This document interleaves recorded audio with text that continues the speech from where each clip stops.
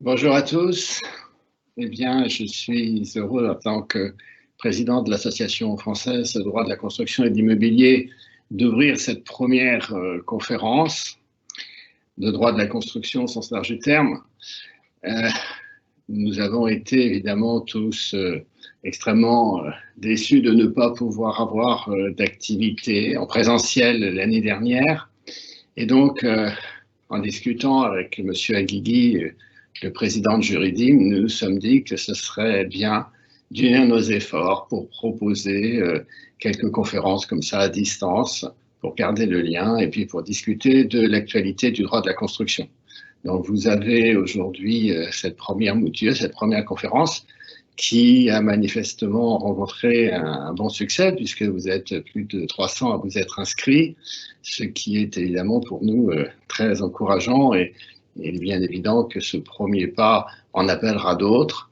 Donc je vous souhaite que cette conférence qui devrait durer à peu près 1h30 maximum et qui nous permettra donc ensuite de reprendre votre journée de travail vous satisfasse pleinement. Et je donne la parole au président de Juridim, M. Aguigui. Bonjour à tous, merci M. Perrinet-Marquet pour cette introduction. Alors avant de commencer, je voulais faire un petit préambule et en préliminaire, je voulais vous remercier tous les participants pour votre indulgence et votre bienveillance face aux quelques couacs d'organisation de ce webinaire qui viennent du fait que je n'ai jamais organisé quelque chose d'aussi important vers l'extérieur. Et donc, merci pour votre indulgence. La prochaine fois, ça sera beaucoup mieux, je vous le promets. Ensuite, je voulais dire un mot rapide pour présenter Juridim pour ceux qui ne le connaîtraient pas. Juridim regroupe donc des responsables et directeurs juridiques du monde de l'immobilier. Ce sont des sociétés du secteur de l'immobilier, mais aménageurs, promoteurs, foncières, investisseurs, et puis aussi des responsables juridiques de départements immobiliers de sociétés commerciales ou industrielles. L'objectif de cette association est de partager les expériences et les savoir-faire entre ses membres. Enfin et surtout, je voulais partager avec vous ma fierté et aussi un peu mon stress d'ouvrir cette première conférence organisée par la FDCI et Juridim. Et comme le disait tout justement M. Perrinet-Marquet, on espère que ça sera le début d'une longue série. Ensuite, je voudrais mettre un avertissement en rouge en disant que j'ai eu la prudence de bâtir mon intervention de ce matin en essayant d'éviter au maximum les questions juridiques, puisque comme ça je suis sûr de ne pas dire de bêtises, de ne pas me faire corriger ensuite par le professeur Perrinet-Marquet.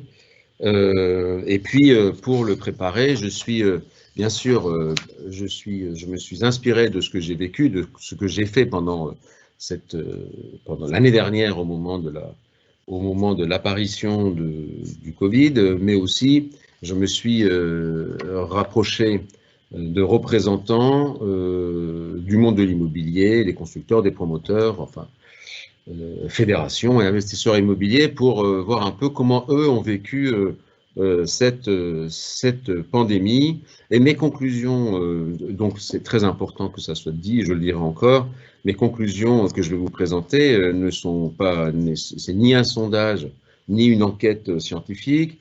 Mon panel n'est pas assez large. À supposer que mes conclusions soient proches d'une réalité, il ne s'agirait que de moyennes. Et bien évidemment, chacun pourra avoir des exemples et des contre-exemples qui contrediraient mon propos. Et encore, ça fait maintenant 1 an que nous sommes dans cette situation. On n'est pas encore assez loin pour en tirer des vraies conséquences chiffrées de ce qui s'est passé. Donc, je vais commencer mon propos par une contextualisation qui va peut-être vous surprendre, puisque je vais vous rappeler des choses que vous avez tous vécues. Le jeudi 12 mars 2020, le président de la République s'adresse aux Français. Il annonce que dès le lundi 18, les écoles, universités, crèches seront fermées et que tous ceux qui peuvent ne pas se déplacer pour travailler sont invités à rester chez eux. Je ne vais pas vous lire toute son allocution, mais je vais vous donner quelques extraits très courts. Dès lundi et jusqu'à nouvel ordre, les crèches, écoles, collèges, lycées et universités seront fermées. Quand cela est possible, je demande aux entreprises de permettre à leurs employés de travailler à distance. Les ministres l'ont déjà annoncé, nous avons beaucoup développé le télétravail, ce qui n'est absolument pas vrai parce qu'on découvrait le télétravail. Il faut continuer cela, l'intensifier au maximum. Les transports publics seront maintenus car les arrêtés seraient tout bloqués, y compris la possibilité de soigner. Mais là aussi, c'est à votre responsabilité que j'en appelle et j'invite tous les Français à limiter leurs déplacements au strict nécessaire. Et il ajoute un peu plus loin dans son allocution, vers la fin, avec un ton bien grave évidemment, vous vous souvenez, nous n'ajouterons pas aux difficultés sanitaires la peur de la faillite pour les entrepreneurs, l'angoisse du chômage et des fins de mois difficiles pour les salariés. Je compte sur les entreprises pour aider tous les salariés qui peuvent travailler chez eux à le faire. Le 12 mars, le 16 mars, c'est-à-dire 4 jours plus tard, je ne sais pas si vous vous souvenez que c'était aussi proche. 4 jours plus tard, le président revient à la télé pour se féliciter du bon déroulement des élections municipales. Vous vous souvenez qu'on avait maintenu le dimanche ces élections. Et il dit, à la fin, il tente les Français, il dit « Alors même que les personnels soignants des services de réanimation alertaient sur la gravité de la situation, nous avons aussi vu du monde se rassembler dans les parcs, les marchés bondés, des restaurants, des bars qui n'ont pas respecté la consigne de fermeture, comme si au fond la vie n'avait pas changé. » Je ne sais pas si vous vous souvenez de ces images qu'on a vues à la télé, effectivement, où il faisait beau et les gens étaient dehors parce qu'il faisait beau. Donc, dit-il plus loin, dès demain midi, et pour 15 jours au moins, nos déplacements seront très fortement réduits. Cela signifie que les regroupements extérieurs, les réunions familiales ou amicales ne seront plus permises, se promener, retrouver ses amis dans le parc, la rue, ne sera plus possible. Il dira un peu plus tard, toutes les entreprises doivent s'organiser pour faciliter le travail à distance et quand cela ne sera pas possible, elles devront adapter dès demain leur organisation pour faire respecter ces gestes barrières contre le virus, c'est-à-dire protéger leurs salariés. Et, vous vous souvenez très certainement, vers la fin de son allocution, il dit « Nous sommes en guerre sanitaire. L'ennemi est là, invisible, insaisissable, qui progresse. Cela requiert notre mobilisation générale. Mes chers compatriotes, la France vit un moment très difficile, nul ne peut en prévoir précisément la durée. Et à la fin de son discours, il dit « Beaucoup de choses que nous pensions impossibles adviennent, ne nous laissons pas impressionner. Agissons avec force, mais retenons cela, le jour d'après, quand nous aurons gagné, ce ne sera pas un retour au jour d'avant. » 7 fois, le mot « guerre » sera prononcé par le président de la République dans son discours.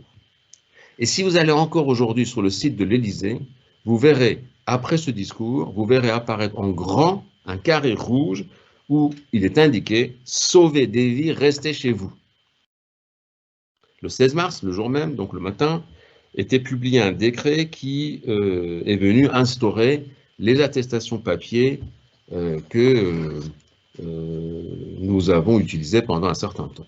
Le 23 mars, 5 jours après, il y a une loi qui est publiée, la loi d'urgence pour faire face à l'épidémie de Covid, qui instaure le régime de l'état d'urgence sanitaire pour une durée de 2 mois et qui donne au gouvernement tout pouvoir pour légiférer par ordonnance pour faire face au Covid. Il sera complété et précisé par le décret du même jour, 23 mars, prescrivant les mesures générales. Et là, on aura, pour faire face au Covid, et on aura la liste des magasins fermés, ouverts, et on aura aussi ces attestations qui seront précisées pour dire qu'on ne peut pas sortir plus d'1 heure et plus d'1 kilomètre autour de sa maison. Le 25 mars, ce sont 15 ordonnances. 15 ordonnances qui sont prises pour être publiées au JO du 26, dont l'ordonnance qui nous intéresse le plus dans notre discours de ce matin, dans notre activité, l'ordonnance 306 du 25 mars relative à la prorogation des délais échus pendant la période d'urgence sanitaire et à l'adaptation des procédures pendant cette même période.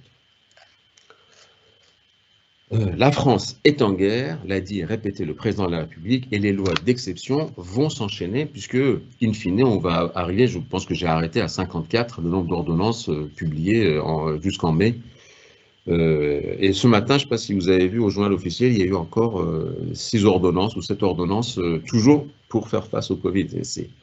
C'est absolument incroyable cette activité. Alors, dans le monde de l'immobilier, parce que là je vous ai fait un tableau historique politique, dans le monde de l'immobilier, entre le lundi 16 et le mercredi 18 mars, la France est arrêtée, en très grande partie. Et vous vous rappelez, ce vent de panique qui souffle sur la France, on a retrouvé nos files d'attente devant les magasins alimentaires pour découvrir la pénurie de pâtes, d'œufs, de farine, de papier toilette, de savon, enfin beaucoup de choses bizarres. Il a fallu s'adapter, reprendre la vie confinée.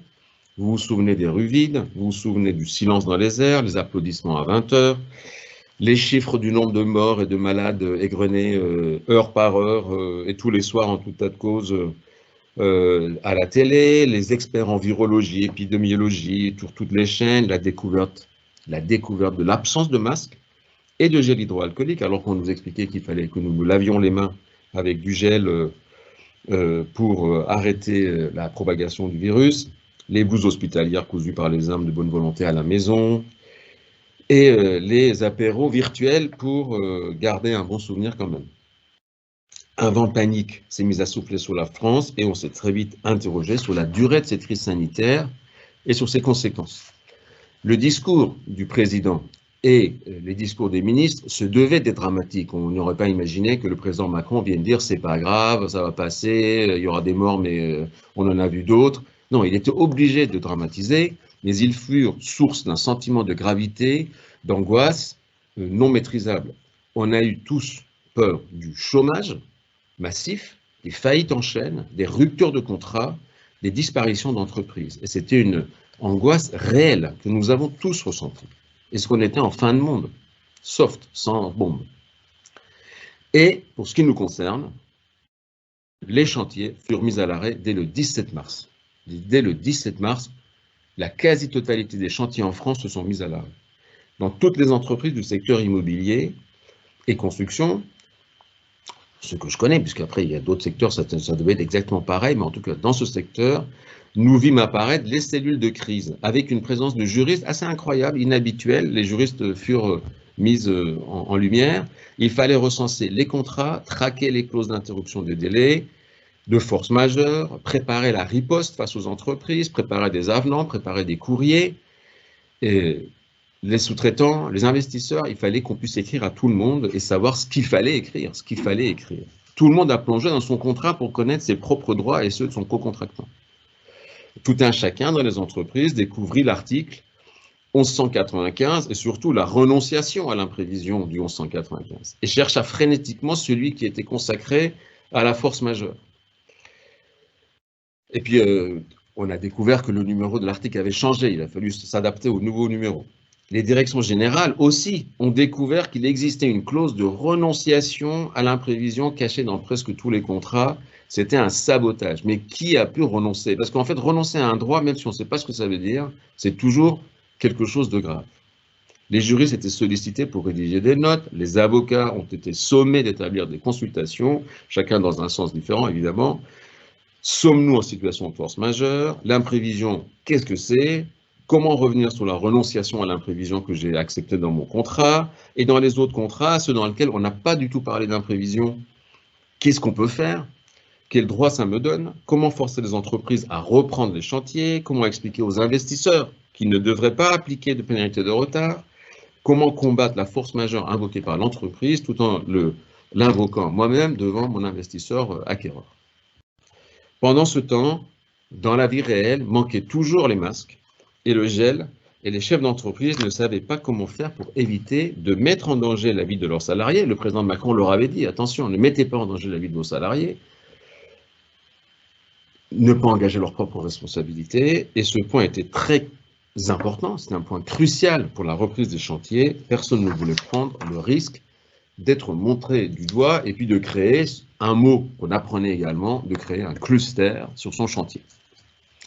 Sous l'égide du ministère du Travail, les entreprises de travaux et l'OPPBTP se sont réunis pour mettre au point un guide méthodologique pour la reprise des chantiers. Alors quand je me rappelais cette période-là, ça me paraissait très très long. Et en fait, ce guide est publié le 2 avril, ce qui veut dire en fait 15 jours.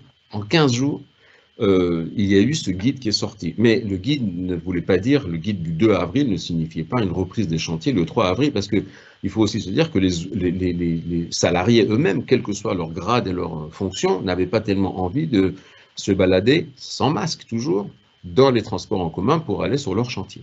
Et puis tout le monde avait peur. Et puis il y avait des enfants à la maison.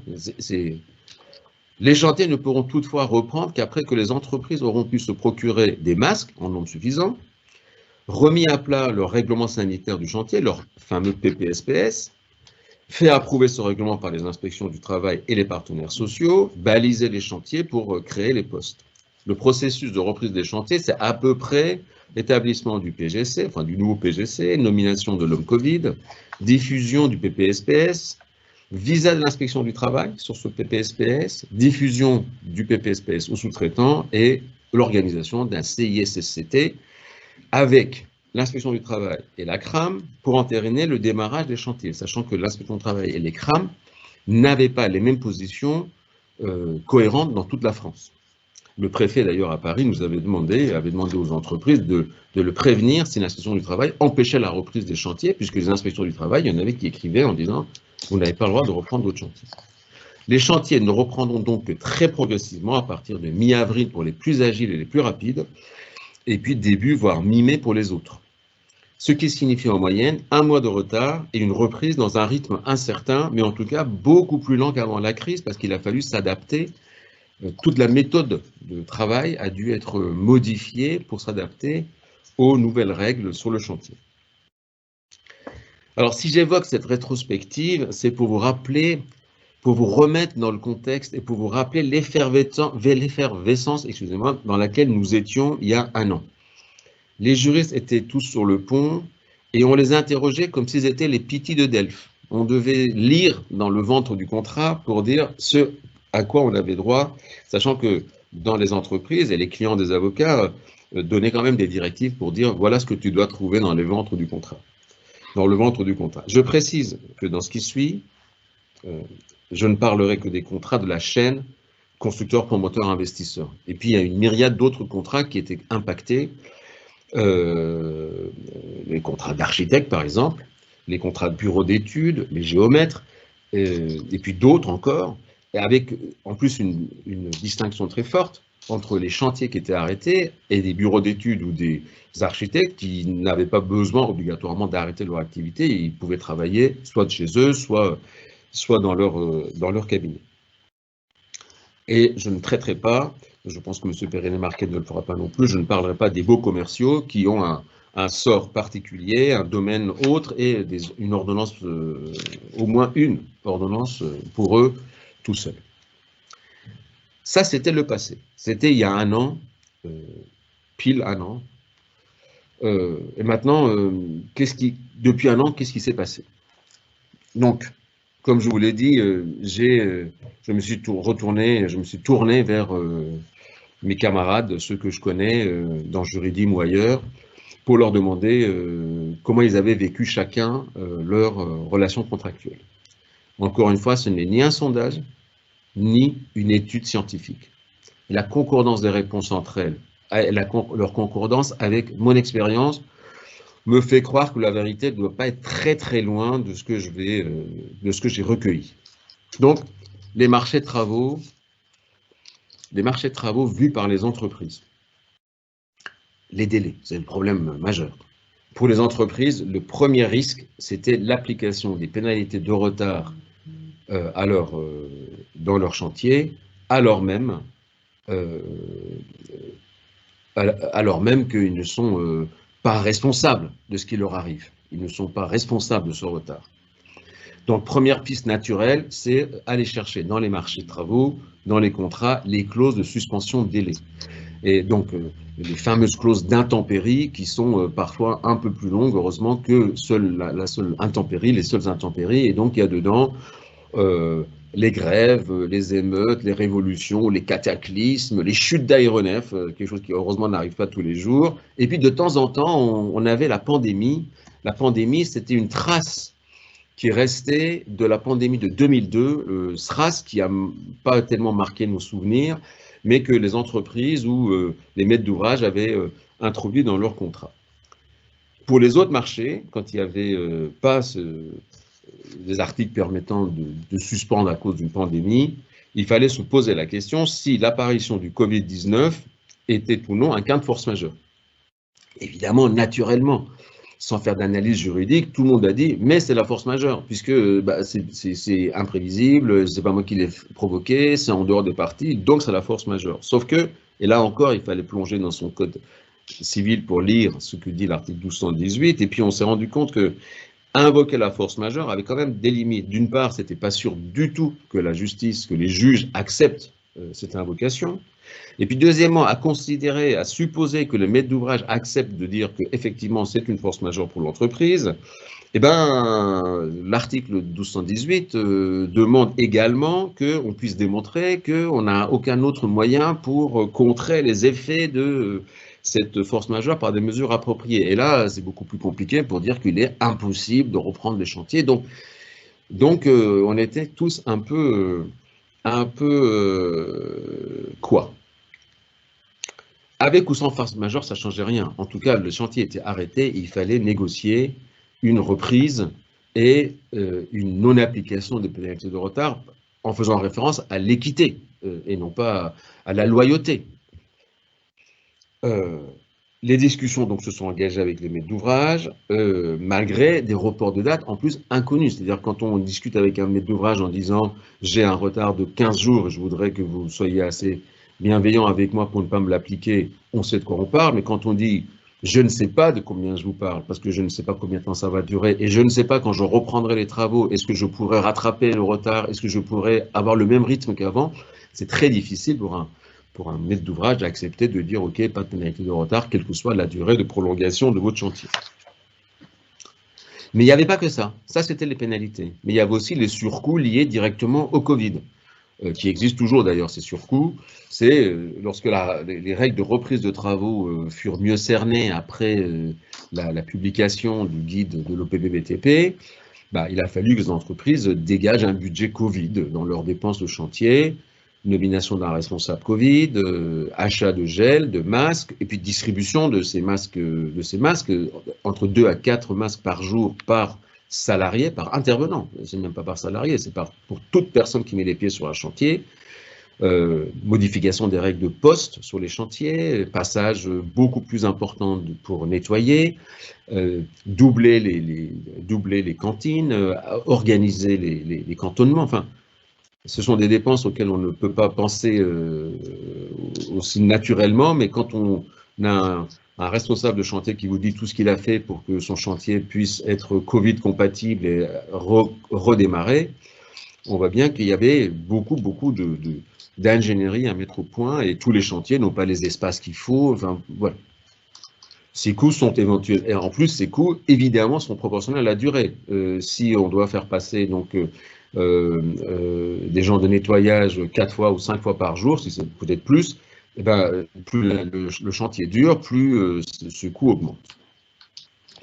Dernier surcoût pour les entreprises, c'est le poste peut-être le plus important. Et évidemment, quand on parle de surcoût lié à l'immobilisation de chantier et à l'allongement de la durée, ce surcoût n'est pas le même pour un chantier où il y a 4 grues qui viennent d'être installées et qui sont immobilisées pendant une période inconnue, avec les engins, les cantonnements, les échafaudages, les garde-corps, les systèmes de sécurité qui restent immobiles sur le chantier que personne n'utilise. On ne peut pas comparer ce surcoût-là à un surcoût justement d'immobilisation, mais sur un chantier qui est en phase de finition. Les grues ont été enlevées, les cantonnements ont presque tous disparu, et donc on ne parle pas du tout des mêmes chiffres ni des mêmes pourcentages d'impact sur le chantier. Et évidemment, il y a la non-couverture des frais généraux, concept qui est difficilement appréhendable quand on n'est pas du monde du bâtiment, mais qui a une réalité propre, économique et de gestion, qui vient du fait que pendant une période, on ne travaille pas, donc les coûts fixes restent, mais il n'y a pas le chiffre d'affaires en face. Alors donc, réaction des entrepreneurs, de certains entrepreneurs, il faut signer un avenant pour reprendre le chantier. Si je n'ai pas d'avenant, je ne reprends pas le chantier. Cette exigence d'avenant avait pour but de couvrir la responsabilité de l'entrepreneur face à l'obligation de reprendre son travail et vis-à-vis de ses salariés, de valider au travers de l'avenant l'absence de l'application de pénalités et éventuellement négocier un surcoût. Et donc on a reçu des courriers d'entreprises du type « La reprise progressive ne pourra se faire qu'à partir du moment où seront validés, premièrement, obtention de votre part d'un accord préalable d'ouverture, c'est-à-dire moi, entreprise, je ne prends pas la responsabilité de commencer, c'est vous qui me dites, transmission de votre part d'un OS notifiant le PGC intégrant les contraintes, ce qui donnait une piste en disant, puisque vous me faites un OS, donc ça m'ouvre une possibilité de discuter, et puis vérification de votre part que le SPS assurera ses missions, y compris les visites de site, ça c'était vraiment pour la responsabilité pénale. Les contraintes de reprise vont engendrer des délais et des impacts financiers qui seront à votre charge. Alors bien sûr, je vous ai pris un extrait d'un courrier d'un entrepreneur, mais les variations de ce courrier sont à l'infini. Chacun écrivant par rapport à ses propres réflexions. On remarquera que dans les courriers des entreprises, rares furent les entreprises structurées qui utiliseront le terme force majeure, parce que justement, pour ce que je vous ai dit, on ne savait pas très bien si la force majeure était quelque chose à appliquer ou pas. Alors, les marchés de travaux vus par les maîtres d'ouvrage. Les maîtres d'ouvrage, eux aussi, ont plongé dans leur contrat. Et leurs interrogations portaient sur les points de savoir si l'entrepreneur pouvait arrêter le chantier, est-ce qu'il peut m'opposer la force majeure, et comment lui appliquer les pénalités de retard. Encore une fois, il faut distinguer les différentes catégories de maîtres d'ouvrage, professionnels ou particuliers. Je mets de côté les maîtres d'ouvrage publics, évidemment, les investisseurs institutionnels ou industriels, et surtout faire une ligne de partage entre les chantiers traités en entreprise générale ou encore d'état séparé, puisque le problème du maître d'ouvrage était beaucoup plus simple avec un entrepreneur général, dans ce cas-là, qu'avec des corps d'état séparés, puisque là, il fallait multiplier les discussions avec les entreprises. En 2020, en avril 2020, personne ne sait comment tout cela va finir, si les compagnons vont revenir sur le chantier, si les entreprises principales ou sous-traitantes ne vont pas tout simplement disparaître. Et donc, les maîtres d'ouvrage ont écrit des courriers aux entreprises dans lesquels on pouvait lire, donc un extrait, « Si vous n'êtes pas en mesure de poursuivre l'activité de votre chantier, nous vous remercions de bien vouloir nous en tenir informés en nous apportant toute justification permettant d'établir les circonstances extérieures, irrésistibles et insurmontables. » Donc, on ne dit pas « il faut que vous démontrez que c'est la force majeure », mais il faudrait que vous démontrez que c'est la force majeure, ce qui veut dire que comme je sais que vous ne pourrez pas le démontrer, je vous ai coincé.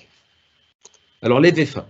Dans les VFA, côté promoteur-vendeur, par un parallélisme des formes et des réactions, les promoteurs-vendeurs en VFA ont adopté les mêmes réflexions que leurs entreprises chargées des travaux.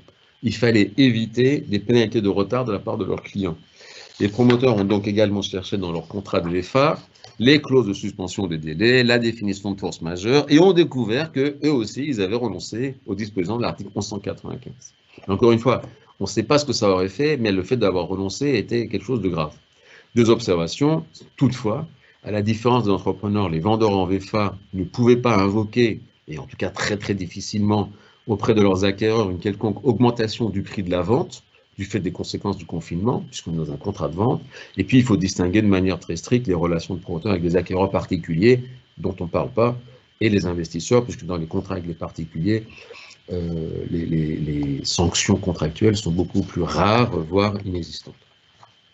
Alors, les VFA côté acquéreur, cette fois-ci, la même VFA. Les mêmes causes produisant les mêmes effets, les promoteurs ont reçu des courriers de la part de leurs clients investisseurs, rédigés par des juristes ou des avocats, ou sans juristes. Les investisseurs y adoptaient une posture d'extraterrestre, enfin, c'est comme ça que je le vivais, moi, en tout cas. Ils ne comprenaient pas que les chantiers fussent arrêtés, prétendant n'avoir trouvé dans les VFA aucune disposition prévoyant un tel arrêt de travaux et menaçant d'appliquer des pénalités de retard contractuellement prévues. C'est ainsi qu'on a reçu des courriers, enfin que les promoteurs ont reçu des courriers de ce type-là. Vous ne démontrez pas qu'il n'est plus possible d'approvisionner le chantier en matériaux, et ce d'autant moins que le décret du 23 mars 2020 n'a pas interdit le transport de marchandises et a autorisé les magasins spécialisés, on parle de Point P, ou Castorama, de construction à rester opérationnels. Or, les investisseurs dont on parle sont des investisseurs qui n'avaient pas des entreprises qui allaient avec leurs petites camionnettes chercher leurs matériaux de construction dans ces magasins-là. Vous n'avez pas démontré que les déplacements de collaborateurs sont impossibles, alors même que le confinement n'est pas applicable à ceux qui ne peuvent travailler à distance, c'était vrai. Et vous n'avez pas démontré que le chantier ne pouvait pas se poursuivre dans le respect des mesures barrières. Si vous souhaitez invoquer un cas de force majeure, il vous appartient à votre qualité de maître d'ouvrage, vendeur en VFA, de trouver les solutions alternatives qui peuvent être mises en place afin de vous assurer de la reprise du chantier. Bref, il ne s'est rien passé de si compliqué pour arrêter un chantier. Voilà où on était l'année dernière. Et si je vous ai fait la rétrospective, c'était pour vous montrer combien on était tous dans un monde qui ne savait pas où il allait, dans un monde paniqué. Chacun a plongé dans son contrat pour savoir, dans son contrat de construction dans le sens large, pour savoir comment il allait s'en sortir, puisque tout le monde avait peur, l'entrepreneur, le vendeur en VFA, le maître d'ouvrage et l'investisseur qui a acheté. Et en fait, ce qui s'est passé dans la réalité, avec un an de distance, encore une fois, c'est pas une étude scientifique, hein, j'ai interrogé autour de moi. En mars 2020, les entreprises avaient très peur d'un effet ciseau, de la disparition d'une part de leurs clients et d'autre part de leurs sous-traitants et fournisseurs. Parce qu'un chantier ne se fait pas seulement avec des compagnons, il faut aussi qu'il y ait des fournisseurs et des équipements et puis des sous-traitants. Il faut se souvenir que la crise est mondiale, que les pays fournisseurs de matériaux et équipements sont la Chine, l'Espagne, l'Italie, le Portugal, l'Allemagne et beaucoup d'autres, et eux-mêmes sont confinés à ce moment-là, et eux-mêmes sont en crise. Les projections des entreprises pour les hausses de prix ou des pertes sur chantier à ce moment-là tournent autour de 15 à 20%, ce qui est absolument insupportable pour un entrepreneur, ce qui est absolument insupportable pour un chef d'entreprise d'imaginer ce genre de pertes. L'arrêt de l'activité signifie absence de chiffre d'affaires, absence de trésorerie, poursuite du poids des frais fixes, les grandes entreprises étant exclues des dispositifs d'aide mis en place par l'État. Les réactions n'ont pas été uniformes entre les entreprises, ni même au sein des mêmes entreprises entre tel ou tel patron de production, telle ou telle région, tel ou tel département. Chacun a réagi par rapport à ses propres marges de manœuvre, ses relations commerciales avec ses clients, ses fournisseurs et ses capacités de résistance au stress, puisque là, on a vraiment vu ce qu'était la résistance au stress. Très rapidement, tous les acteurs de la chaîne ont compris, par contre, qu'il valait mieux trouver des solutions équilibrées plutôt que de compter sur la virilité combative de leurs avocats et juristes. En réalité, les négociations autour des marchés de travaux ont très souvent abouti à des avenants par lesquels les maîtres d'ouvrage ont accepté de ne pas appliquer de pénalité de retard, de participer, en général, hein, je dis bien en général et en moyenne, de participer à l'effort de guerre en prenant pour la plupart partiellement en charge les effets directs des impositions sanitaires, hommes Covid, masques, gel, nettoyage, et presque aucun maître d'ouvrage n'a accepté d'aller plus loin dans la participation au surcoût de son entrepreneur, sachant que les maîtres d'ouvrage avaient eux-mêmes leur propre source de surcoût. De leur côté, les entrepreneurs, même les plus virulents, ont accepté d'entrer en négociation et ont mis fin, pour la plupart, à leurs menaces, enfin dans la quasi-totalité des cas, à leurs menaces de non-reprise si pas avenant. Et il semblerait que finalement, en moyenne, les surcoûts finaux pour les entreprises se soient stabilisés à quelque chose autour de 1,5 à 2% du montant des marchés de travaux. Ce chiffre mérite évidemment plus de perspectives, il faut attendre encore plus pour les regarder, mais il semblerait, selon les questions que j'ai posées à d'autres entrepreneurs, à des entrepreneurs, qu'on ne soit pas très loin de ce chiffre-là en moyenne. Pas chantier par chantier, mais en moyenne. Les négociations des promoteurs avec les investisseurs VFA ou CPI se sont calées sur exactement le même schéma. Et les investisseurs semblent avoir abandonné leur posture et renoncé à l'application de pénalités de retard dans le cadre des VFA et des CPI. Le rôle de l'État doit être souligné, puisque l'intervention de l'ordonnance 2020-427 du 15 avril, qui est venue corriger la 306, a beaucoup aidé à faire baisser la pression sur tous les acteurs. En donnant grosso modo 104 jours de délai non pénalisable à tous les acteurs. Grosso modo, on ne va pas rentrer dans le détail, vous le connaissez par cœur, l'État a enlevé aux protagonistes un sujet de débat, de stress et de tension qui tendait la chaîne de haut en bas.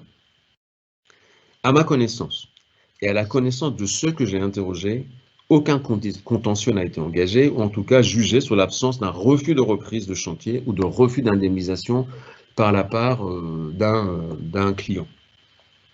Les avenants ont été établis, et peut-être qu'il existe encore des discussions en cours sur certaines affaires, mais les chantiers ont repris, et les entreprises ont pour la plupart réduit le retard mécanique induit par l'arrêt des travaux du mois de mars-avril, en travaillant notamment au mois d'août et le week-end, en tout cas les samedis, ce qui participe évidemment à la baisse de l'impact du Covid. Maintenant, quelles leçons pour les contrats signés depuis? Puisque à l'époque, on se posait la question de force majeure ou de l'imprévision. Aujourd'hui, plus personne ne se demande si le Covid existe ou pas. Ça ne peut pas être ni imprévision ni force majeure. Manifestement, pas de grande révolution dans la rédaction de contrats. Bien évidemment, la pandémie et surtout les mesures administratives restreignant les déplacements ont fait leur apparition dans les VFA et dans les marchés de travaux, parmi les causes de suspension de délai. Une attention plus particulière a été mise sur la rédaction de ces dispositions. C'est ainsi qu'on peut voir maintenant une clause telle que, en complément des cas de force majeure et des causes légitimes de suspension de délai prévues à l'article temps, chacun des délais ci-dessus sera prorogé de plein droit d'une durée égale au retard résultant des répercussions sur le chantier de tout épisode épidémique ou pandémique lié notamment à la propagation du coronavirus SARS-CoV-2 du fait notamment des restrictions d'activité, de circulation, d'approvisionnement résultant et de mesures mises en œuvre pour y répondre. La présente cause légitime de suspension du délai étant indépendante de toutes les autres causes légitimes prévues et ne privant en aucun cas d'effet celle-ci alors. Donc ça c'est vraiment la belle clause qui vient dans une négociation dire écoutez, on veut tout sauf si à nouveau on a un confinement qui nous interdit de travailler. Dans les marchés de travaux, encore d'état séparés, maîtres d'ouvrage et entreprises discutent plus lourdement de l'impact compte pro rata, puisque effectivement c'est le compte qui absorbe les conséquences des surcoûts et qui ensuite est impacté par les délais. Et donc ce compte pro rata a posé beaucoup de problèmes techniques dans les chantiers encore d'état séparés. Et puis, un point très très particulier, c'est dans les ventes en état futur d'achèvement dans lesquelles il y a une rémunération des fonds. Évidemment, la rémunération des fonds ne fait pas partie des clauses, ce n'est pas une pénalité, et donc les ordonnances ne sont pas venues impacter la rémunération des fonds, ce qui fait que l'allongement des délais a alourdi la facture pour les vendeurs en VFA par la rémunération des fonds qui continuait pendant tout ce temps.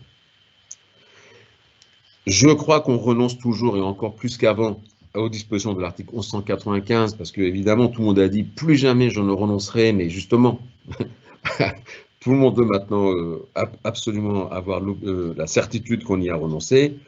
Et à mon avis, bien que sa présence n'aurait strictement rien changé à ce qui s'est passé en réalité, puisque je pense que les conditions d'application de l'article 1195 n'étaient pas réunies. Avant de passer la parole à monsieur le professeur Perinet-Marquet et lui demander maintenant ce que lui inspire mon tour d'horizon historique et pratique, je ne peux résister au plaisir de citer un extrait d'un livre méconnu qui s'appelle « Les propos d'O.L. Barenton, confiseur », dans lequel il dit « L'homme n'a pas tellement d'imagination. Ce qui rend abondant le texte de la plupart des contrats, ce n'est en général que l'énumération des difficultés que chaque partie a rencontrées dans l'exécution des contrats précédents. On ne laisse au destin que le choix entre ces difficultés et des difficultés nouvelles, et malheureusement, le destin choisit généralement celle-ci. » Merci beaucoup, et à vous, monsieur Perinet-Marquet, monsieur le professeur.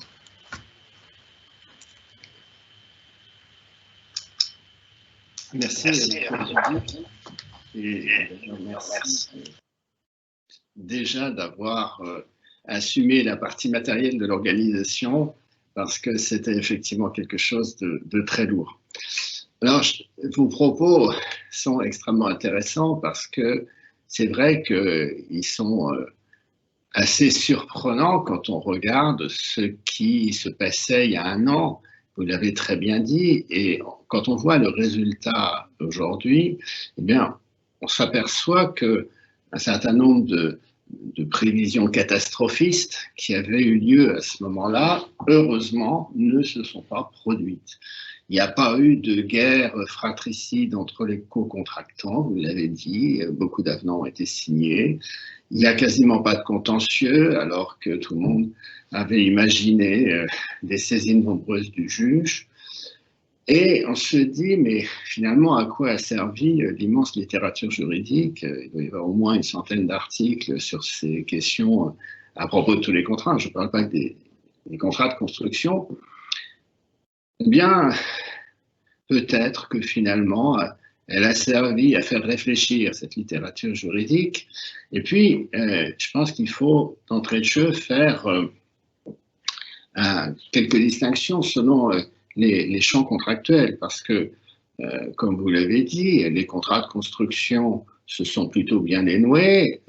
C'est plus compliqué sur d'autres contrats, et si on avait le même exposé sur les baux commerciaux, les choses seraient sans doute différentes, tout simplement parce que, eh bien, l'impact économique de la crise a été beaucoup plus fort sur les locataires commerciaux. Donc, il faut bien séquencer ces différents contrats et voir que le droit de la construction ne reflète pas ce qui s'est passé partout. Et puis, en plus, il faut bien voir que malheureusement, on n'est sans doute pas au bout de la crise, alors peut-être au bout de cette crise-là, mais tout le monde prédit, alors on verra s'ils ont raison ou tort, que cette première pandémie sera suivie d'autres, que ces pandémies seront peut-être pires, qu'on n'aura peut-être pas de vaccin. Et effectivement, il y a un double regard à avoir, et c'est celui que je vous propose, à la fois sur le passé pour comprendre pourquoi finalement ça s'est bien passé, et puis voir comment préparer l'avenir. Et d'ailleurs, vous-même, dans votre exposé, M. Aguilly, vous avez bien vu ces deux éléments. Alors, je vais commencer par le passé et le bilan de cette gestion juridique de la crise. Il faut bien voir que cette crise du Covid, j'avais écrit dans un article que c'était quelque chose d'impensé. Impensé parce que personne vraiment y avait pensé. Quelques scientifiques avaient dû écrire des articles, mais enfin, chez les juristes, personne, en tous les cas, chez les co-contractants, personne non plus. Et il y a eu une espèce de sidération. Tous les acteurs se sont, au mois de mars, demandé ce qui allait se passer. Mais il faut bien, d'un point de vue juridique, qualifier les événements. En réalité, ce qui a fait problème, ce n'est pas tant la pandémie que les mesures administratives prises pour la juguler, parce que ce qui a fait problème, c'était surtout l'arrêt des chantiers, les obligations nouvelles sur les chantiers, qui découlaient de mesures gouvernementales. Et puisque donc c'était le gouvernement qui était un peu à l'origine du trouble juridique, tous les acteurs se sont naturellement tournés vers l'État. De toute façon, en plus, on est en France, donc on aime bien se tourner vers l'État, qui est notre père à tous et à qui on demande toujours de résoudre nos difficultés. Et donc, ça a été le cas, sauf que l'État est resté relativement réservé, au moins dans les marchés privés, et que les parties, finalement, se sont retrouvées face à elle. Et je voudrais voir ces deux points. Tout d'abord, la réserve de l'État. On aurait pu penser déjà qu'en matière de droit de la construction, en matière de marché de construction privé, la question allait remonter au ministère du Logement et de la Construction, puisque c'est quand même lui qui gère le code de la construction. Or, en fait, non, c'est pas lui qui est intervenu, c'est le ministère de la Justice qui a pris tout sur ses épaules, et puis, pour les marchés publics, c'est Bercy. Et finalement, la question a été prise en main par la place Vendôme et par Bercy. Et cela tente à prouver, au moins dans les rapports entre, je dirais, la place Vendôme et puis le ministère chargé du logement, que ici, le général a pris le pas sur le spécial. C'est-à-dire que le droit général s'est emparé de la crise au détriment du droit spécial, alors que pourtant, je vous rappelle que certains contrats de construction ne sont que dans le code de la construction, je pense au CCMI et puis l'essentiel de la PFA aussi. Et alors, comment ces ministères ont vu et ont essayé de gérer la crise? Il y a une interview très intéressante de M. de Montgolfier, qui est le directeur de la DACS, dans le journal du droit de Sciences Po, où il répond, il donne très bien sa conception de son action, et il explique pourquoi ils ont fait telle ou telle chose, pourquoi ils n'ont pas fait d'autres choses. Et il dit très clairement qu'ils ont fait le choix d'une intervention plutôt minimale. Et notamment, ils ont fait le choix, place Vendôme, de privilégier l'exécution des contrats sur la non-exécution des contrats. Ils n'ont donc pas voulu ajouter au chaos sanitaire une espèce de chaos contractuel. Et ils n'ont pas cherché non plus, la direction des affaires civiles, à vouloir rééquilibrer les relations contractuelles, pour une raison, je crois, très simple, c'est que dans ce genre de crise, quand on se tourne vers l'État, il y a les deux co-contractants qui se tournent vers l'État. Et à ce moment-là, il faut forcément, si on veut rééquilibrer les relations contractuelles, choisir entre ces co-contractants.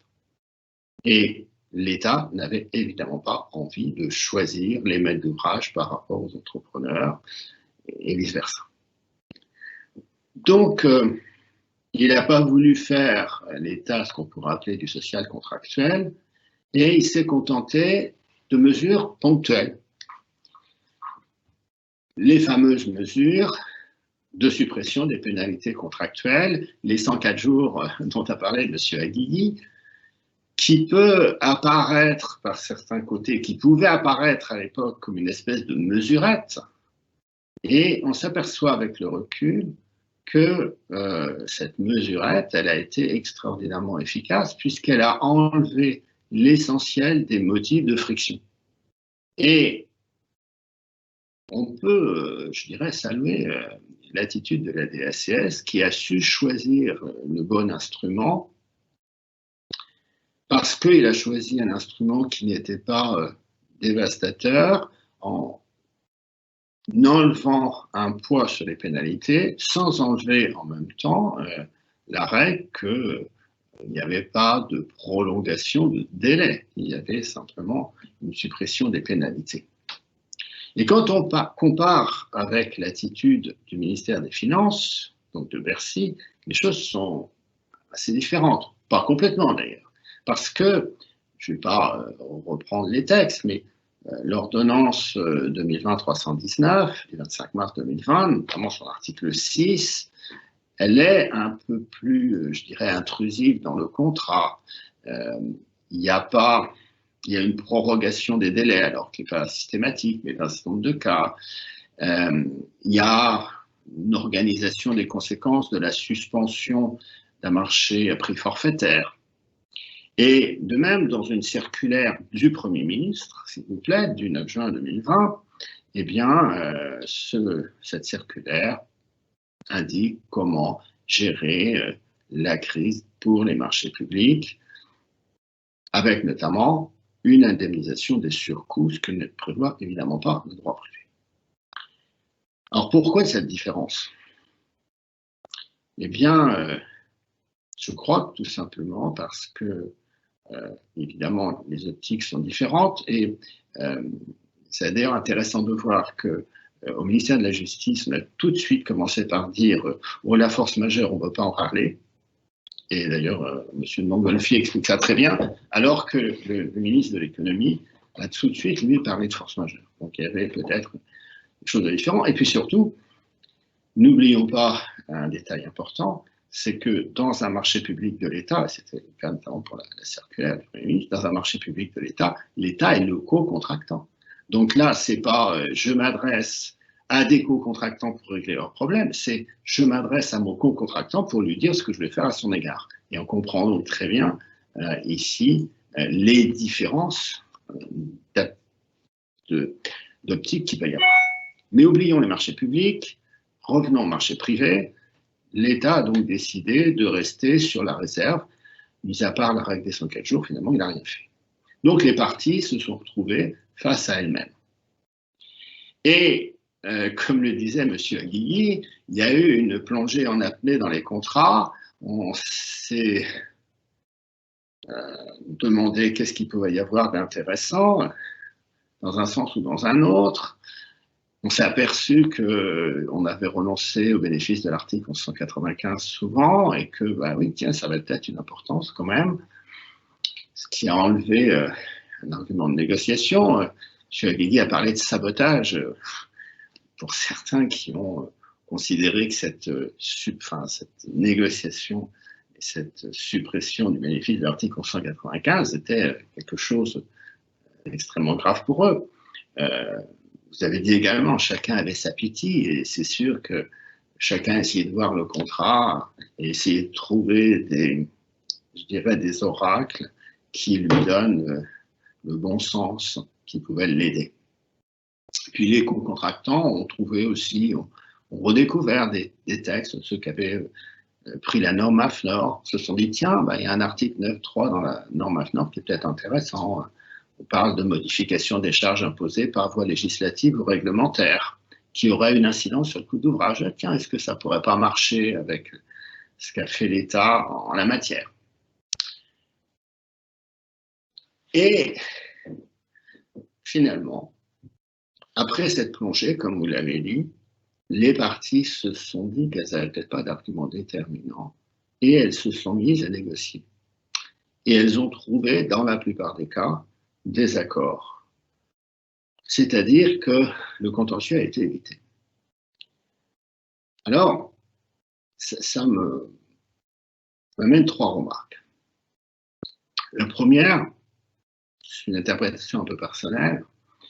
Je me demande si finalement, le fait que l'État ait dit la force majeure, on la met de côté, que 1195 n'ait pas pu s'appliquer, qui aurait pu générer justement un recours au juge par l'article 195, si ça n'a pas poussé les parties dans une négociation fructueuse, finalement.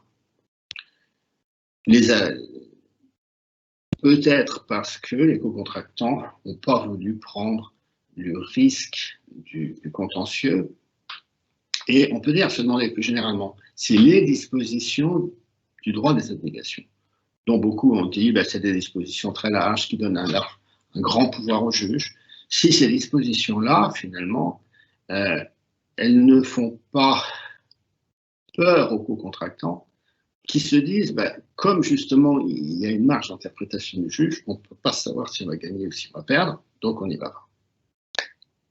Et indirectement, peut-être que cette conception large où l'on pense que le juge va être prééminent, eh bien, à l'inverse, montre que le juge est fui, est évité, et qu'il n'aura pas un rôle si prééminent que ça. C'est peut-être un des intérêts de cette crise de l'avoir montré. Deuxième remarque que je ferai sur ces accords fréquents entre les parties, c'est que je me demande si ce n'est pas une forme vertueuse de solidarisme contractuel. Alors, on a beaucoup écrit, depuis 20 ans au moins, sur cette notion. Alors, certains y voient une vision moderne et progressiste des rapports contractuels, d'autres disent que c'est le poison mortel du contrat. Ce qui est certain, c'est que la jurisprudence ne l'a quasiment jamais admis, et que si le Conseil constitutionnel a admis toute la force de la fraternité, je ne crois pas que le fraternalisme soit demain de nature à remplacer le solidarisme ou qu'il ait fait évoluer le solidarisme, tout simplement parce que c'est quand même assez difficile de comparer un co-contractant à un sans-papier qu'on aide à la frontière. En réalité, qu'est-ce qui s'est passé?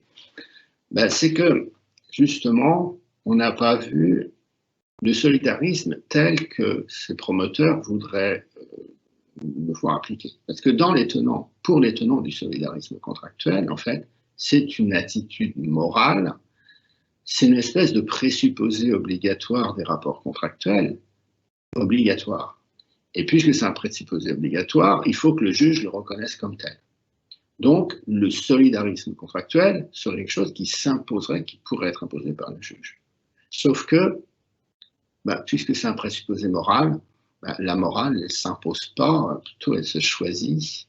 Et on ne peut pas considérer que chaque co-contractant est par principe une espèce de mère Teresa du contrat. Dès lors, on les laisse sans contrainte. Mais ça ne veut pas dire que parce qu'il n'y a pas de contrainte, il n'y a pas une forme de solidarité qui va se manifester. Et je trouve que la crise, de ce point de vue-là, a montré que les parties avaient bien conscience que leur intérêt commun, c'était de faire marcher le contrat. Et ce solidarisme contractuel, entre guillemets, c'est tout simplement le choix raisonné, et pas forcément moral, le choix raisonné de faire marcher le contrat plutôt que de ne pas le faire marcher. Et donc, je pense que c'est un autre intérêt de cette crise, d'avoir montré cela. Et puis, la troisième réflexion que je ferai, c'est que il faut quand même pas se dire que tout va bien dans le meilleur des mondes et que il y aurait le triomphe d'une conception collaborative du contrat qui aurait été initiée par la crise du Covid. Je ne crois pas. Je pense que l'un des éléments fournis par M. Guigui qui permet de remettre les choses dans leur contexte, c'est les 1,5 à 2%. À partir du moment où il n'y a pas d'enjeu, on peut être de bons négociateurs. Si les enjeux avaient été beaucoup plus importants, si on avait déplacé la virgule, si ça avait été 15 à 20%, est-ce que vraiment les choses se seraient passées ainsi? On peut quand même en douter, et quand on voit dans d'autres secteurs, eh bien, les négociations sont quand même nettement plus dures. Et ça nous amène vers le futur. Parce que demain, on aura peut-être une crise où l'impact peut être beaucoup plus fort qu'aujourd'hui. Comment s'en prémunir? Comment se prémunir d'une pandémie où il y aura un confinement extrêmement strict, extrêmement durable, où il y aurait des difficultés d'approvisionnement très grandes, où il y aurait une mortalité forte qui tendrait les relations sur les marchés du travail. Enfin, aujourd'hui, tout est imaginable puisque justement l'impensé s'est réalisé. Alors, quels instruments utiliser? Mais ce qui est très intéressant, c'est que M. Guigui nous a dit finalement, on reprend les contrats et on ne les change pas tellement. Et je suis assez persuadé que ça a plus qu'une valeur statistique, tout simplement parce que je crois qu'on ne peut pas tellement les changer, en fait. Et je vais essayer de vous dire pourquoi, ce qu'on peut faire et ce qu'on peut pas faire. Alors, bien sûr, on peut trouver des instruments, mais finalement pas tant que ça. Et puis, la mise en œuvre de ces instruments, elle n'est pas si facile que ça. Et quand on additionne le fait qu'il n'y a pas tant d'instruments que ça, et puis que leur mise en œuvre n'est pas évidente, on comprend que les contrats ne changent pas tellement. Quels instruments? Alors, bien sûr, le plus évident, le plus simple, c'est de rédiger dans la liste des cas qui rallongent les délais tout ce qu'on peut imaginer comme événement. Alors, on pourra avoir 2 pages, 3 pages, pour être sûr de ne rien oublier. la guerre civile étrangère, la manifestation de gilets jaunes, de bonnets rouges, enfin bref, on peut tout mettre. On peut tout mettre sous réserve quand même, on reverra peut-être que dans certains contrats, en tous les cas, la clause sera considérée comme abusive, j'y reviendrai. Mais une fois qu'on a fait ça, qu'est-ce qu'on a comme autre instrument? Eh bien, là, le débat, il va être entre, il n'est pas nouveau d'ailleurs, entre ceux qui disent, et c'est toujours l'un des co-contractants, il faut que le contrat soit le plus intangible possible, donc moi je signe, mais je veux rien, que rien change, et puis l'autre qui dit, oui, mais attendez, s'il se passe tel et tel événement, moi je voudrais bien que ça change. Donc, quelle marge on peut avoir? Aujourd'hui, tout le monde se dit, enfin, notamment les maîtres d'ouvrage, il faut que le contrat soit le plus intangible possible. Et les entrepreneurs vont essayer de résister. Alors, on peut reprendre ce qui peut porter atteinte à cette intangibilité du contrat. On a bien sûr l'article 1195 ou l'article sur la force majeure. Je vous rappelle le texte de 1195. Si un changement de circonstances imprévisible lors de la conclusion du contrat rend l'exécution excessivement onéreuse.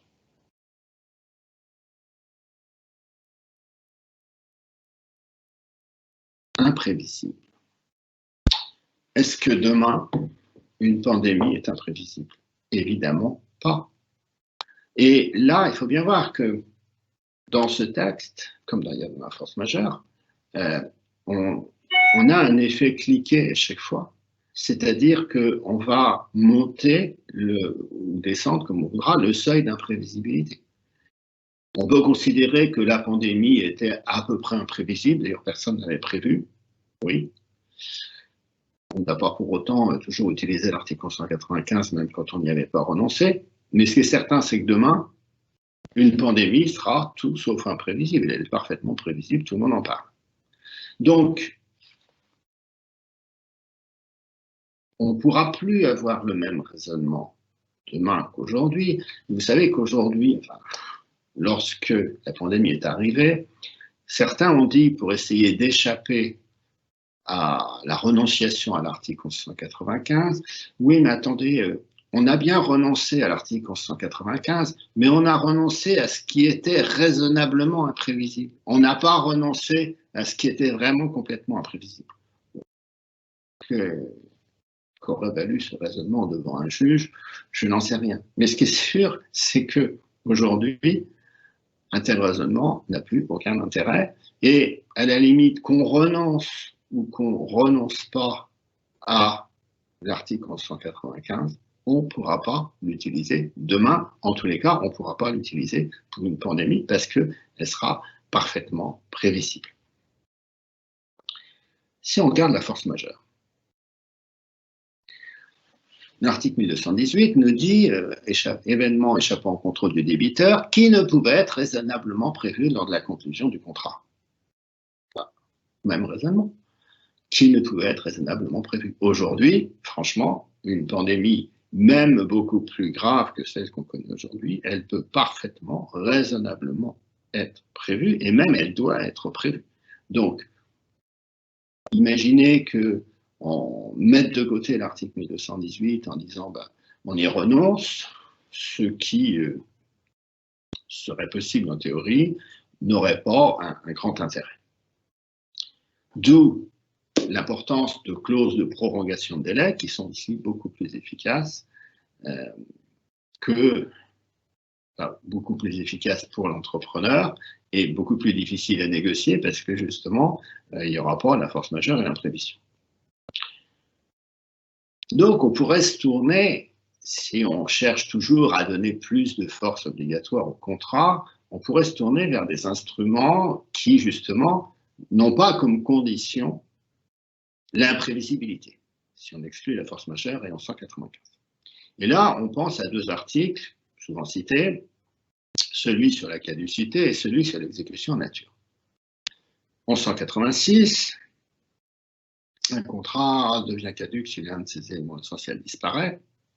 Et surtout à l'alinéa 2, lorsque l'exécution de plusieurs contrats est nécessaire à la réalisation d'une même opération et que l'un d'eux disparaît, sont caducs les contrats dont l'exécution est rendue impossible par cette disparition. Et ceux pour lesquels l'exécution du contrat disparu était une condition déterminante du consentement des parties. Alors autant le premier alinéa a peu d'impact en droit de la construction, si ce n'est par le biais des classiques conditions qui peuvent accompagner tout contrat. Le deuxième pourra avoir un champ évidemment plus vaste.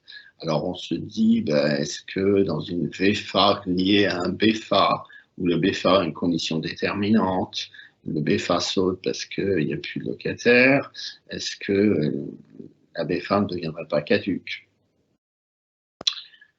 On peut raisonner ainsi. Et donc, se dire, si on raisonne ainsi, et si on veut de la force obligatoire du contrat, il faut supprimer cet article. Alors, on va se poser la question, qui est pas si évidente que ça, de l'exécution de plusieurs contrats nécessaires à la réalisation d'une même opération. Qu'est-ce que c'est que la réalisation d'une même opération? Est-ce que c'est l'opération économique? Est-ce que c'est une opération technique, juridique? Évidemment, selon qu'on va utiliser tel ou tel point, ce sera différent.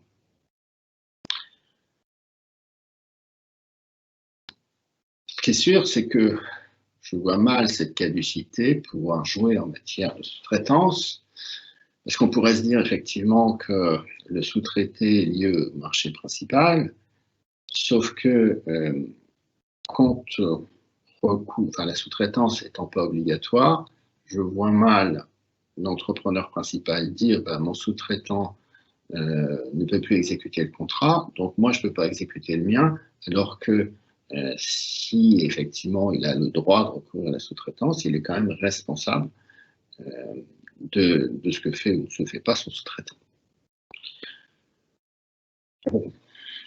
Donc l'impact réel de cet article 186 n'est sans doute pas considérable, mais il pourrait être quand même intéressant pour ceux qui veulent un contrat vraiment bétonné, de dire on l'écarte, comme ça il n'y aura pas de caducité, de mettre une clause de divisibilité. Et puis il y a l'article 1221,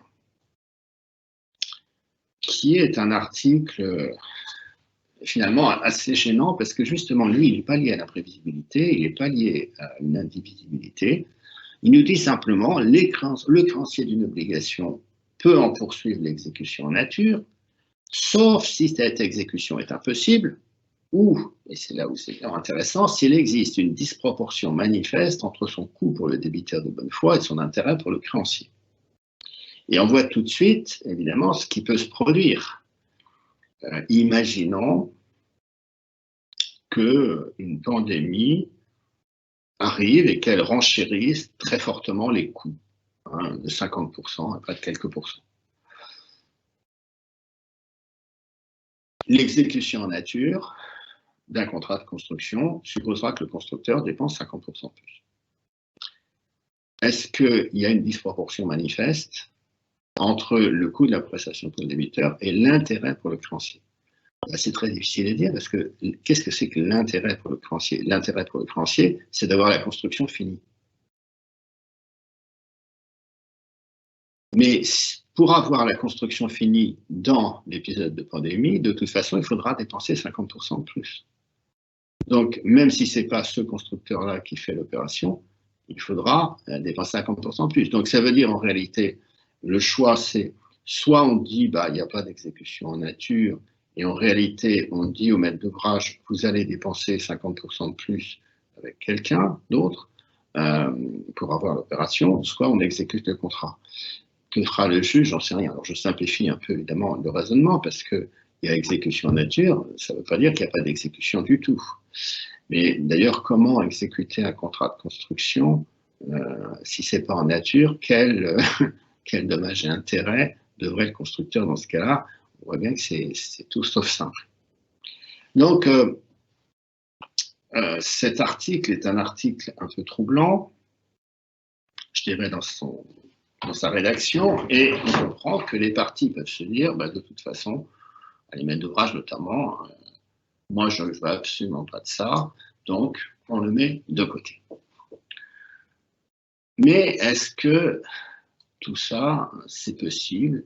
Est-ce qu'il y a une marge de manœuvre dans l'utilisation de ces instruments? Je crois qu'elle est assez faible et je vais vous montrer pourquoi. Tout d'abord,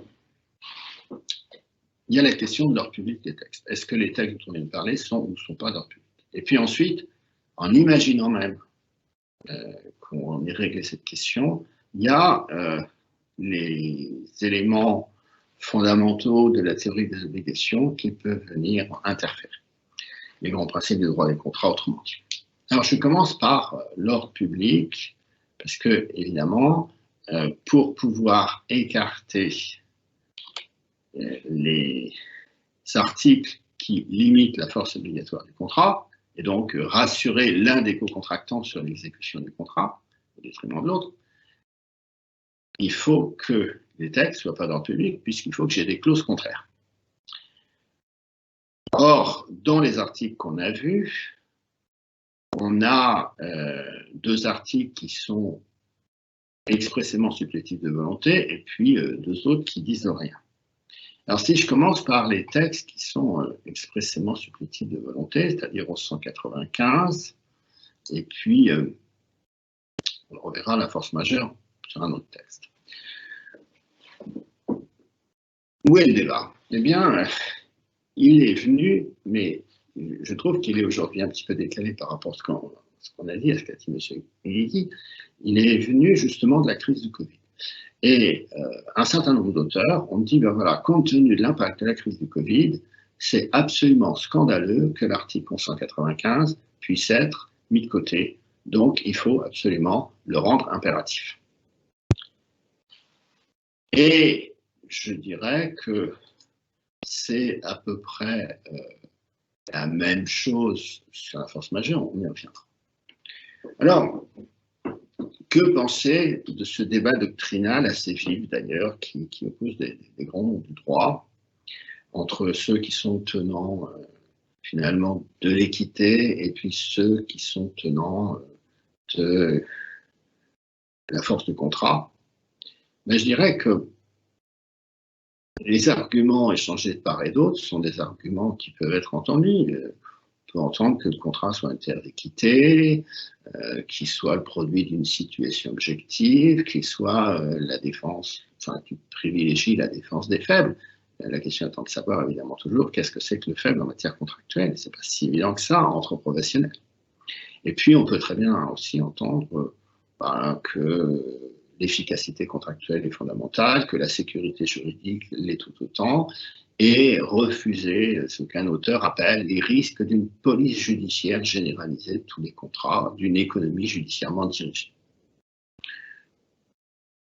En fait, derrière ce débat, c'est des conceptions juridiques, philosophiques et presque même politiques du contrat qui sont en jeu.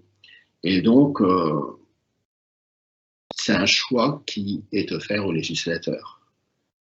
Simplement, je crois qu'au moins à court terme, il n'y a à peu près aucune chance que le législateur revienne sur ce qu'il a écrit dans l'article 1195.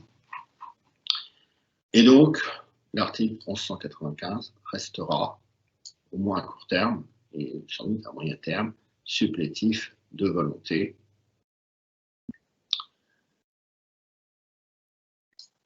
Et je crois que c'est la même chose pour la force majeure, parce que en matière de force majeure, je ne vois pas bien comment, alors que les parties ont la possibilité, de par les textes, de l'écarter, le législateur reviendrait en arrière. Alors la question est, puisque je vous rappelle, oui, l'article 1351 du Code civil nous dit que l'impossibilité d'exécuter la prestation libérée en cas de force majeure, à moins qu'il n'ait convenu de s'en charger. Donc, le législateur ayant mis cette mention dans le texte de l'article 1351, il y a peu de chances pour les raisons que j'ai exposées tout à l'heure qui reviennent dessus. Alors si on regarde maintenant les textes qui sont au contraire neutres, je dirais, des textes qui sont muets sur la possibilité de clause contraire. Est-ce qu'on peut avoir une clause de divisibilité dans l'article 186? Alors, certains en doutent parce qu'ils disent, finalement, il y a un arrêt ancien de la Cour de cassation qui ne l'avait pas admis. Mais c'est un arrêt ancien, c'est un arrêt qui est antérieur à la réforme, et personnellement, je ne verrais pas pourquoi on supprimerait la possibilité de clause contraire sur un aspect certes important, mais pas fondamental, alors qu'on l'admet sur quelque chose qui est encore plus fondamental, par exemple en matière de force majeure ou d'imprévision. Et le débat est un petit peu plus difficile peut-être sur l'article 1221 sur l'obligation en nature, parce que, l'obligation d'exécution en nature, parce que dans le rapport de présentation de l'ordonnance, le texte a été présenté comme une application de la théorie de l'abus de droit. Et évidemment, si c'est bien ça, on n'imagine pas que dans une clause, des parties disent moi, je renonce à l'application de l'abus de droit, donc je me donne le droit d'abuser de mon droit. Ce qui reviendra à ça. Donc, si c'est ça, effectivement, clause contraire sur 1221 serait assez délicate, mais je ne suis pas certain, on peut en discuter bien sûr, que ici, ce soit vraiment la reprise de l'abus de droit. Quand on regarde la façon dont le texte est rédigé, il n'y a pas d'allusion à une mauvaise foi du créancier, il n'y a pas d'allusion à une intention de nuire, qui sont pourtant des éléments caractéristiques de l'abus de droit. On met au contraire l'accent sur une disproportion manifeste, et donc, moi je pense que ça devrait être possible d'avoir une clause ici qui écarte le bénéfice de l'article 1221. Ce qui ne veut pas dire que ces clauses de mise à l'écart de l'article 1221, mais aussi d'autres articles, peuvent être systématiquement validées, parce qu'il ne faut pas oublier que par-delà cette question de l'ordre public, que ici donc on pourrait écarter, il y a le respect des principes généraux du contrat. Et j'en arrive donc à ces principes généraux du contrat, avec évidemment un article que l'on ne peut pas ignorer, c'est 1104 du Code civil, les contrats doivent être négociés, formés, exécutés de bonne foi. Et là, on nous dit cette disposition est d'ordre public, donc il n'y a vraiment aucun doute. Alors, est-ce que lorsque dans un contrat, je durcis les règles à l'égard d'un dépôt contractant en supprimant tout ce que je peux supprimer parce que ce n'est pas d'ordre public des droits que lui offre le Code civil, est-ce que je suis de mauvaise foi? Ou est-ce que je peux être considéré comme de mauvaise foi?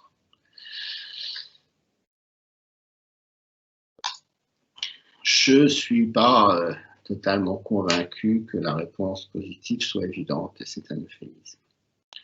Pourquoi? Parce que la Cour de cassation a toujours été extrêmement prudente quant à la mise en œuvre de la bonne foi, même quand c'était au titre de l'article 134 du Code civil.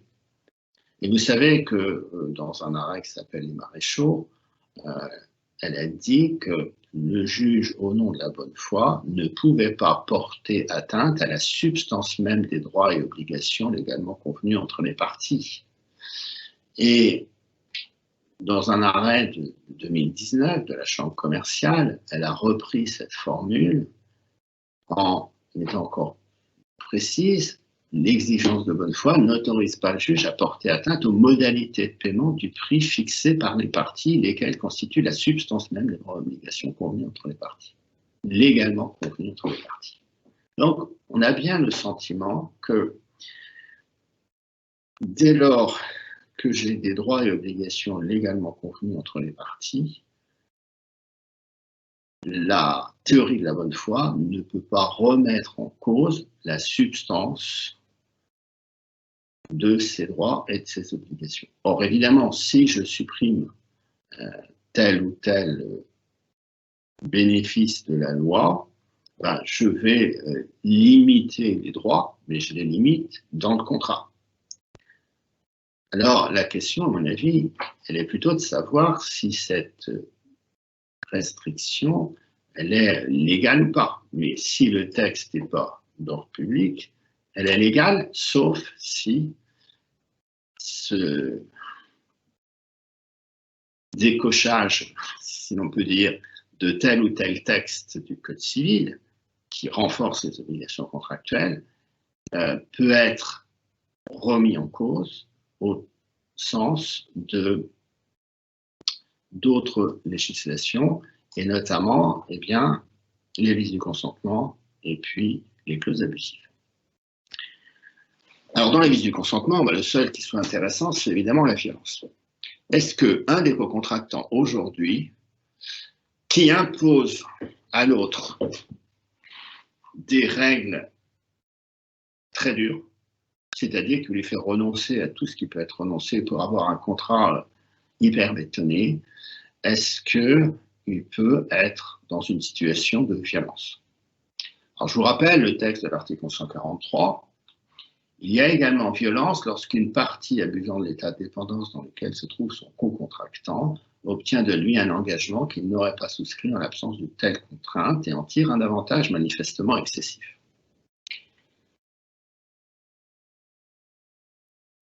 Il faut donc un état de dépendance et un avantage manifestement excessif.